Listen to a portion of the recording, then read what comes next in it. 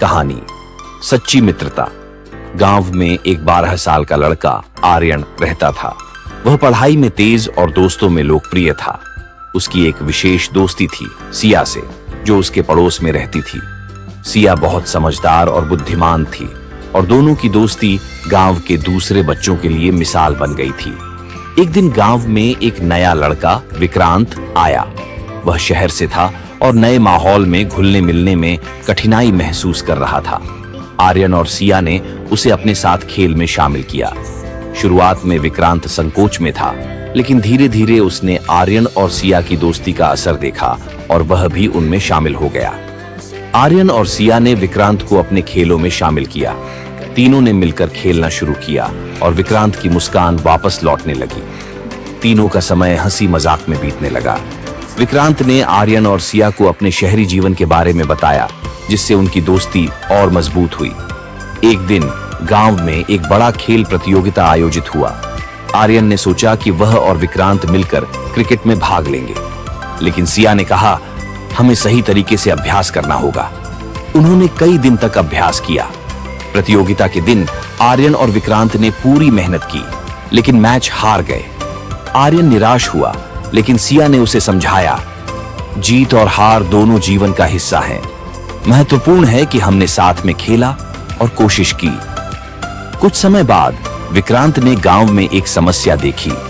गांव के बच्चे अक्सर पढ़ाई में कमजोर थे। विक्रांत ने आर्यन और सिया से कहा, हमें कुछ करना चाहिए। उन्होंने एक अध्ययन समूह बनाया, जिसमें वे बच्चों को पढ़ाने लगे। धीरे धीरे गांव के बच्चे पढ़ाई में अच्छा करने लगे। सभी ने उनकी मेहनत की सराहना की। यह देखकर विक्रांत को खुशी हुई और उसने महसूस किया कि सच्ची मित्रता न केवल अपने लिए बल्कि दूसरों के लिए भी होती है। एक दिन गांव में एक त्योहार आया। सभी बच्चे मिलकर तैयारी कर रहे थे। विक्रांत को एक ऐसा काम सौंपा गया जो बहुत मुश्किल था। उसे एक नृत्य प्रदर्शन का नेतृत्व करना था, लेकिन कुछ दिन पहले विक्रांत बीमार पड़ गया। आर्यन और सिया ने विक्रांत का ख्याल रखा। वे न केवल उसकी मदद करते रहे, बल्कि उन्होंने नृत्य की भी पूरी तैयारी की। जब त्योहार का दिन आया, विक्रांत ने अपनी बीमारी के बावजूद प्रदर्शन में हिस्सा लिया। उन्होंने तीनों ने मिलकर शानदार प्रदर्शन किया और सबने उनकी सराहना की। इस अनुभव ने विक्रांत को सिखाया कि सच्ची मित्रता में एक दूसरे का सहारा देना कितना महत्वपूर्ण है। आर्यन और सिया ने उसे प्रेरित किया कि कठिनाइयों का सामना कैसे करना है।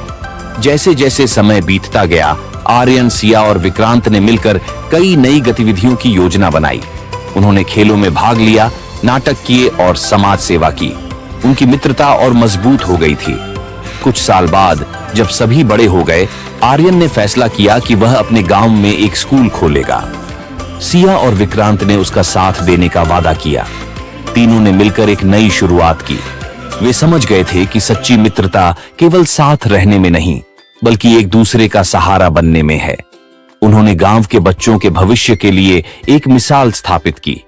इस कहानी से यह सीखने को मिलता है कि सच्ची मित्रता का मतलब केवल मजे करना नहीं है, बल्कि मुश्किल समय में एक दूसरे का साथ देना है। मित्रता में सहानुभूति, समझ और एक दूसरे की मदद की भावना होती है, जो जीवन को